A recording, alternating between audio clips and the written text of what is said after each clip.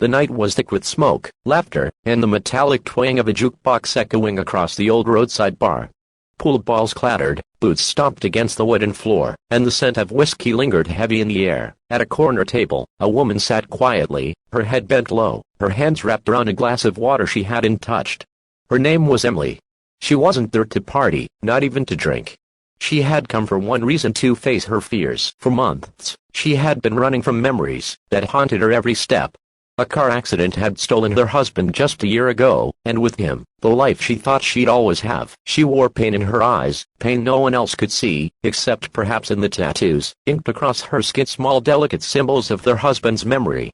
Each mark carried a story, a love story, that had ended too soon. The bar wasn't her place, but tonight she had wandered in, desperate to feel alive again. On the other side of the room, a group of bikers had claimed their usual spot. Leather jackets, heavy boots, and rough laughter made them look like kings of the night. Among them was a man named Cole. He was big, loud, and carried the kind of presence that made people step aside when he walked past.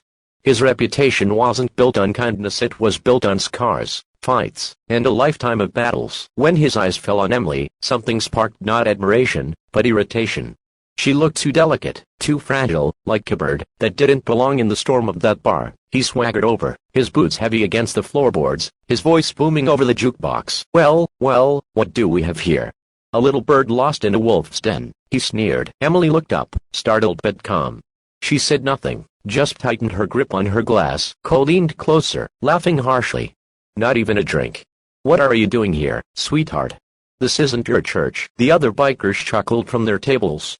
The laughter made Emily's chest tighten, but she didn't move. Then Cole, in a reckless, cruel moment, reached out and tugged roughly at her shirt collar, as if to expose the stranger sitting in his territory. The fabric tore, threads snapping under his grip. The bar fell silent, but what was revealed beneath the torn fabric silenced even Cole. On Emily's chest and shoulder were tattoos, carefully inked tangle wings, wrapping around her heart. And just beneath the feathers, a name, James Cole. Cole froze.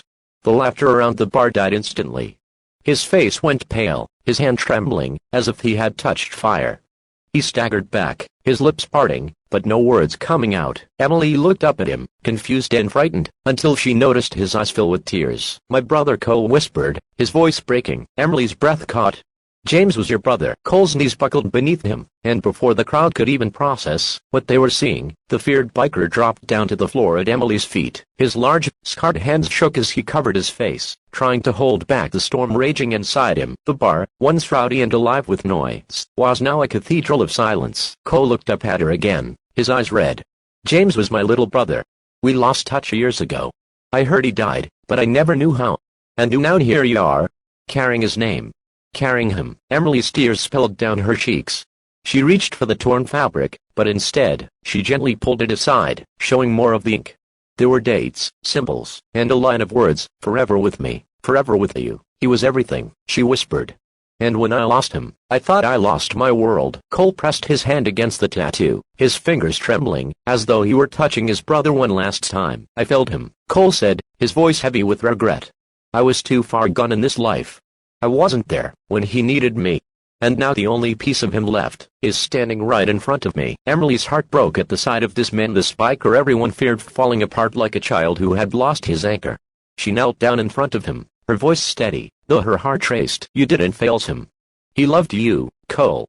He told me stories about his big brother, the one who taught him to ride a bike, the one who always protected him. He never stopped loving you. Not once. Cole shook his head, choking on tears. And I pushed him away. I let the world take me instead of standing by him. Emily touched his hand softly. Then don't waste this moment.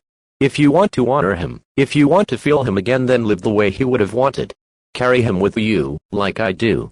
Every day, the crowd around them shifted, whispers rising, but no one dared laugh. Some even wiped at their own eyes. Cole stood slowly, helping Emily up with surprising gentleness. His voice was low but firm, echoing through the quiet bar. No one touches her, he said to the bikers and the crowd. She's family. She carries my brother's soul. From that night on, everything changed. Cole, the man once feared for his fists and fury, became something else.